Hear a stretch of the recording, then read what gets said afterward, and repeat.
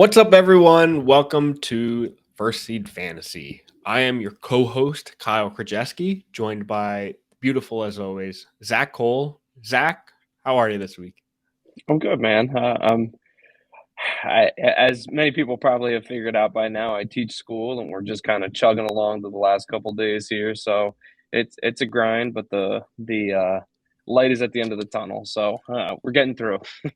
We're almost there. I'm rooting for you. You've got just a few more, pretty much just a few more days at this point.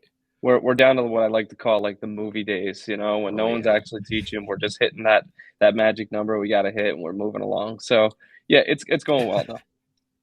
lovely, lovely, lovely, and I can't wait for you to be home this summer. That just means full time into fantasy. Oh, I know. All right. So, what we've got on the docket today, we're going to chat about some situations we love, just kind of guys that we're kind of eyeing up. We're starting our projections, guys that we just enjoy their situation. We haven't gotten to the full breakdown of what they're going to do this year, but just scanning the roster, scanning the what their team build out or their structure looks like currently. Things just look good, and we're just kind of excited to get their projection set up pretty much. Before we get into all that, we are First Seed Fantasy. Follow us on Instagram and Twitter at First Seed Fantasy. Also on YouTube, First Seed Fantasy. And we are wherever you listen to your podcasts, we are most likely there, First Seed Fantasy. So tune in, watch, listen, however you want to consume us. You can probably find it. So without further ado, let's get into these situations we love. Zach, I'll kick it over to you to start us off. Yeah, and I'm going to start us off here with a guy that I feel like is kind of being overlooked a little bit. He's a household name. Everyone knows this guy, and I think that he is being a little overlooked. And just kind of, I don't think people are appreciating his current situation just because he's like Mr. Consistent. Every year, you know what to get from him, and it's the least bit sexy, but you know exactly what you're going to get with this guy, which is why I picked him out. And I'm talking about none other than Mr. Nicholas Chubb, the running back for the Cleveland Browns.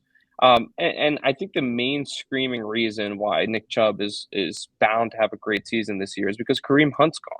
I mean, that was his counterpart. I think Kareem Hunt was, yeah, he was better than being a backup running back. I think he could have been better than some of the other starting running backs across the league. So I don't think it's any slight to say, he was taking a lot of work away from Nick Chubb, and not only just running the ball, but also probably catching a couple passes out of the backfield. So to see him gone is definitely a big positive for Nick Chubb moving into this season.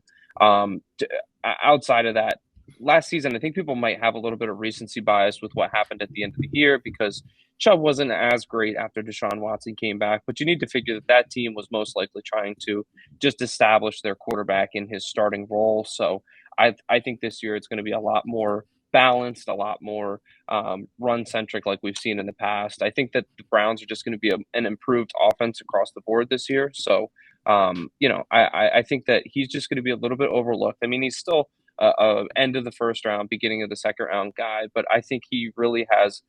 Definitely even has a horse in the race to finish within the top three at the running back position this year. I mean, he's never finished lower than I think I have here his first season. Oh, I don't want to misspeak here. Yeah, his first season, his lowest was his lowest finish as a running back, and that was RB 17. So he was just outside the RB 1 range. But I mean, he's been in standard and PPR. He's been a running back one pretty much his whole entire career. So I think that Nick Chubb is being forgotten about a little bit, and I really, really do like this position that he's in this year. Yeah, Nick Chubb is going to be, as he always is, a touchdown machine. You Hmm. kind of remove the Kareem Hunt aspect of it, who may still be signed back to the team, but I haven't seen too much influence in that. Kind of shows that this Browns team is committed to Chubb kind of being the guy Yeah. as he's been. My pick, or one of my guys I'm going to highlight here, it's kind of an easy situation to love, but I feel like just looking at early rankings and early ADPs from just best ball and around the world, I feel like it's just kind of lower than he should be. and that's where he's being drafted. It's just a few spots, but I feel like his potential and what he provided last year slightly feels overlooked just because there's players above him, and that is Austin Ekeler. It's easy to be like, oh, like Austin Ekeler could not be as good as he was last year or the years before, but I don't see that happening. Last year, he was the RB1 last year, and he's being drafted. I mean, Fantasy Pros ADP has him as RB3. Best Ball has him as the RB2, but RB2 being drafted towards the end of the first round feels kind of harsh for Austin Ekeler, a guy who can be the RB1 again. He's entering I would say a better scheme or better offense this coming season. I mean, same players, but I think the coaching staff took a big leap forward. And I think previously there were some contract questions for him because he requested the trade, but he just signed a contract restructure to bring in a lot of incentives with the Chargers. And I mean, you don't sign a contract with a bunch of incentives after requesting a trade if you don't think you're going to hit those incentives. Mm-hmm. I think I mean, I just love Austin Ekeler. I think he's going to be a fantastic player again this year and a better performing offense. And I just feel like mid to late first round feels harsh for a guy who could be one of the best offensive players or fantasy players this season. Yeah, I think you hit the nail on the head. I think people are going to, again, I use the term recency bias about Nick Chubb's end of season, but I think people are going to have that same thing when it comes to drafts with Ekeler. Oh, he was looking for a contract. He's unhappy there. You know, he's kind of got this like stench on him a little bit because he was a little up in the air in a situation. But I mean, you said that he asked for that contract with the incentives in it, and this guy, I mean, he knows he's a rock star when it comes to fantasy. He always tweets about playing fantasy and showing up for it. Yeah, he loves it. He loves performing for his fans and everything. And I think that I think that's going to carry over into this season as well. I think you're right. It is a little harsh that he's being drafted towards the back of the first round, and we see guys who are a little, I don't want to say less proven, but a little more volatile, like Jamar Chase or like a Tyreek Hill. Where you pretty much know what you get week in and week out with Ekeler, and that's high volume production and a bunch of fantasy points. And you can't argue with that. All right, to take a look at a different position here, I'm actually going to focus on wide receiver for a second, and I'm going to go. I dug a little bit down in the rankings and the ADP this year. And I came to a guy who's actually outside of the top 30, outside of the top 40 at the wide receiver position, and that's Jahan Dotson, the wide receiver for the Washington Commanders. He is going into his second season. He will be walking into an offense with Sam Howell, a fellow sophomore player for these young Commanders, and he's a very, very, very good receiver, and I think that he is in a fantastic situation. It almost kind of feels like he's in a situation similar, if you can think back, I don't know, maybe 2017, 2018, to when Juju was like the second guy behind Antonio Brown in Pittsburgh. I kind of get that vibe with him and Terry McLaurin here. McLaurin's a guy that's obviously going to draw a lot of attention from defenses, and rightfully so. But McLaurin has been really, really sneaky good in the games that he's played. He missed a bunch of games this past season with some injury problems in the middle of the season. I want to say it was like weeks 5 to 9 or 5 to 10, something like that. But outside of that, he was absolutely phenomenal this past season. Every time he played in, I think I did the math. He played in 11 games here, and in the games he played, he averaged 12 points per game, which is more than you can ask for a guy that you're drafting outside of the top 40 wide receivers. I mean, this guy is a bench piece that you could essentially throw in, and he could end up being your wide receiver 2 on the season, if not higher. So I really like his situation this year, and I think that in week 19, we kind of got a glimpse of him and Sam Howell together. Howell only threw the ball 19 times, but it's mediocre math, but 25% of those targets went to Jahan Dotson. So I think that that's something to look for, especially in an offense that didn't really change. It's still the same. It's still Terry, it's still Jahan, and it's still Curtis Samuel. And at the tight end position, it's still Logan Thomas. So this offense didn't really evolve at all outside of a more dynamic quarterback coming in Sam Howell. So I think Jahan Dotson has a very, very nice ceiling. Actually, you know what? I'll say he's got a nice floor this year. I think he's got a good amount of production in the books for him, and I do like his ceiling. I think his ceiling's pretty high. Yeah, I mean, I'm looking at his numbers from last year, and I had him last year. He was incredible, a guy that I loved Mm-hmm. having. He started off the year hot. I mean, I'm looking 18, 17.9, and then he had a stinker 3, but that 3 points had 8 targets. It was just against a fantastic defense. Mm-hmm. And then 13, and then he got hurt. And then it took a while when he returned in week 10. And 3 weeks of just kind of getting his snap percentage a little bit back up to where it was. But I mean, in games that he was on the field or in the snaps for over 75% of games, he was scoring mid to, I mean, into the 20s, double digit points. Mm-hmm. And he was a consistent player that I personally think enters a better offense this season. And a guy that, I mean, you said it, he's pretty cheap. He's a guy with good upside and is probably being drafted at his floor. Well, and not only that, Kyle, but there's been like a lot of proof in the past, I don't know, 5 to 7 years of fantasy football that sophomore receivers typically go Oh through yeah. the roof in year two. They kind of explode. So I think he's one of my top candidates out of last year's class. Obviously, we have Garrett Wilson, we have Chris Olave, who, spoiler alert, you might talk about a little bit later, but but those guys are, I think, bona fide superstars already. But I think Jahan could take that step up to that level this Yeah. year in an offense that, like you said, should improve under the hands of Sam Howell. Yeah. Absolutely. Absolutely. Full agreement. Next guy I'm going to talk about is kind of another cheat code here. In that I'm favoring a guy who is in a great position and being drafted like it. But I just want to emphasize Amon-Ra St. Brown. I feel like, I mean, there's a lot of love for this guy. He was a fantasy superstar for 2 consecutive seasons and kind of enters that the same position or situation again this year. He is Jared Goff's by far his favorite target. He is entering his 3rd year. And Jameson Williams, kind of his other threat for target share, is suspended for the first 6 games. And he's being drafted as the wide receiver 9 this year.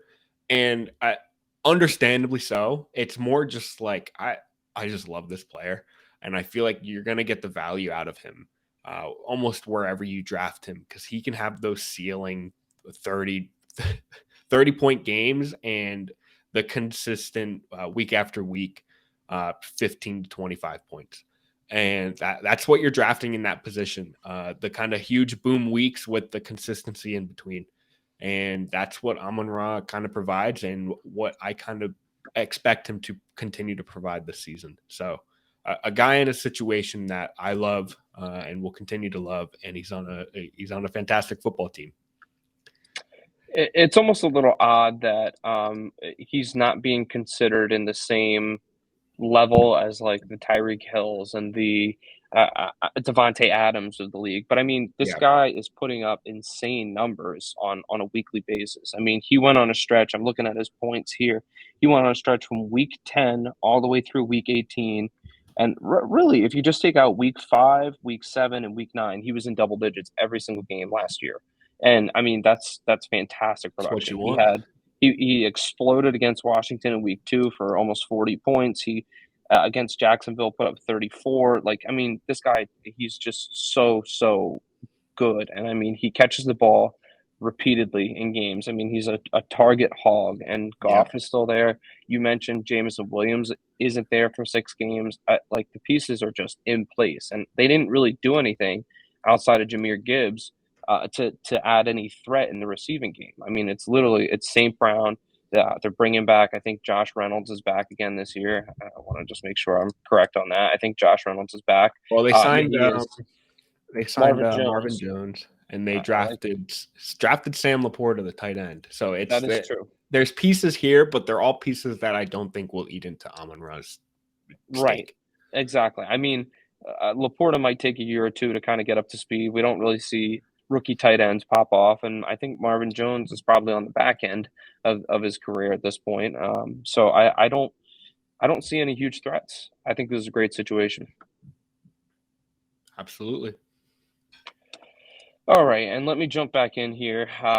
Again, I went digging, except I went digging in a different pile this time. And I started scrolling down through the running back list and the running back ADP, and I found a guy that I think I'm going to start planting my early flag in here as one of I don't want to one of the guys I love. I don't want to call him a my guy yet, but he's one of the guys that I love, and I think I'm going to bring up over and over, and I think I'm going to draft him in a bunch of places. Yep. Someone we're going to And be hearing out of your mouth probably quite a I bit this think summer. that's accurate. I think, and that's Cam Akers, the running back for the Los Angeles Rams.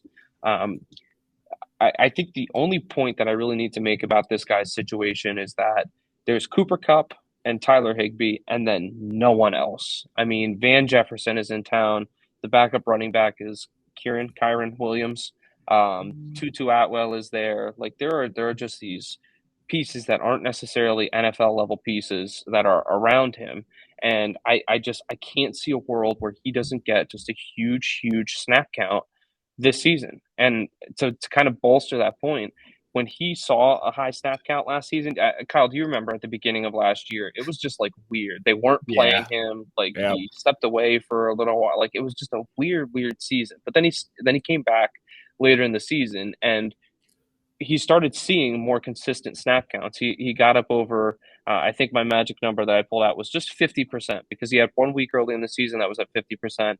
And then he had a couple weeks later in the season that were over 50%. And if he hit 50% snap count, which is not high, he scored over 10 fantasy points, which is gold to me. And this is a guy that you're taking. His current ADP is 55.5, which, if I'm doing my math right, is somewhere in about the fifth round.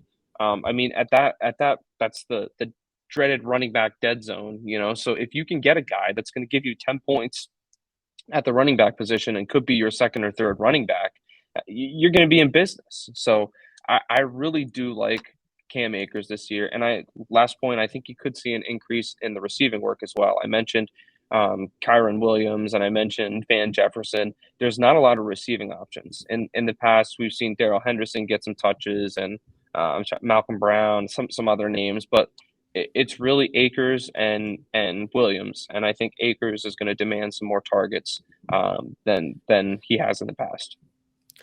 Yeah, Akers is an interesting case study, especially last year. I mean, he had a lot of weird love around him in the offseason, and it just very much did not pan out in the beginning to the point that I think he like requested a trade, and the Rams said, absolutely not. We are not trading you.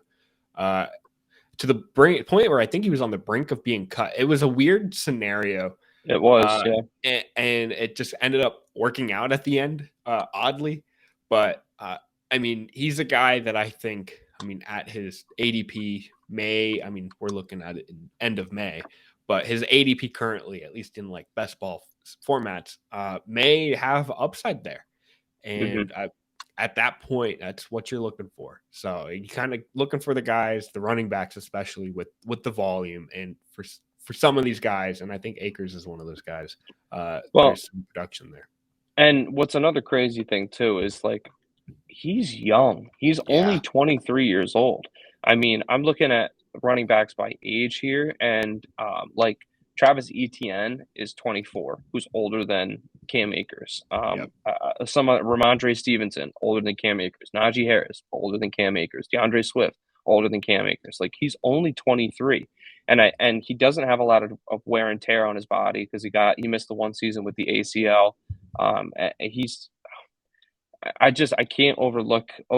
He seems glaring. It seems like that this is he's bound to be very successful this fantasy season. I don't know. Yeah, he's got quite a bit primed for him as long as the Rams aren't bad. I think it's almost certain the Rams are going to be pretty bad, but you know what? You can still run the ball for a bad team. You know, absolutely. Oh, any given team that can have fantasy production on it. Absolutely. Look at Montgomery last year and the year before. I mean, the Bears haven't been good for a while, and he's still churned out some yards. So, yeah, fingers crossed. And I think that's kind of the production you can kind of imagine, that like steady flex level wide receiver, or I mean RB3-ish range. Yeah, I was just gonna say I'm not banking on him to be my RB1. I'm not putting him up there with McCaffrey and Eckler and Derrick Henry. I mean, I think he's gonna be just solid, but Yeah. I think he's more of a bench piece than he is a starting running back piece. Yep. A solid target for I mean 0 RB drafters. Definitely. Absolutely. Yep. All right. And then I'll wrap it up here with my final guy, my final pick. And that is Chris Olave, wide receiver for the New Orleans Saints, and a guy who I think is now in a position. I mean, Zach kind of went through here and dug a little deeper than I did, looking at wide receiver 41s and RB 23s, but I kind of stayed towards the top, and I think that's just because I really like these guys. So Olave, I mean, last year he was great. Great in a rookie year for a team that we didn't expect a lot of fantasy production out of. Let's see, last year he was the wide receiver 25 after missing 2 weeks, one for a concussion and one for another injury. But wide receiver 25, averaging 13 points a game. Now he gets an upgrade at quarterback with I'd say a huge upgrade compared to the 2.5 quarterbacks he had last year Mm-hmm. between Andy Dalton, Jameis Winston, and half of Taysom Hill.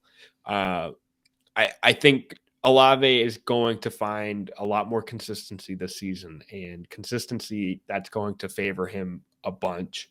I think he can be drafted as a guy where you can be super comfortable with him as your starting even wide receiver one. And like you mentioned before, where these receivers break out in their second year, and I can see Olave taking another huge jump where he entered the league last year, had a fantastic season, but then this year it's just going to be a level up, and that's with the benefit of Derek Carr throwing and slinging in the ball. And I really do think he has the potential to have a top 12 wide receiver season. So being drafted in best ball formats currently as like the wide receiver 14, I think that's perfect. That is just where I want him because you're either drafting the guy ahead of him and you can slot Olave into your wide receiver 2 slot. And you've got two fantastic potential wide receiver ones, or you can stick with him as your wide receiver one. And for me, I'd be extremely happy about that. Kyle, let me ask you, do you see Michael Thomas biting into his production at all?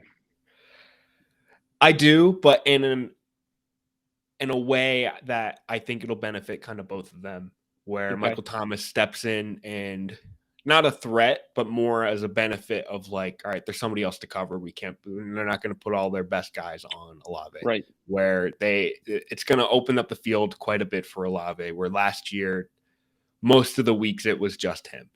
And Okay. I think Michael Thomas kind of I don't see him as a threat as being the wide receiver one. I see Thomas kind of being the guy and being able to be someone that the targets and the defense can kind of focus elsewhere on.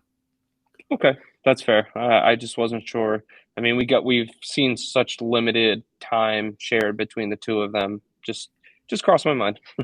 Yeah, I'm not a huge Michael Thomas fan, so it's hard for me to even expect anything.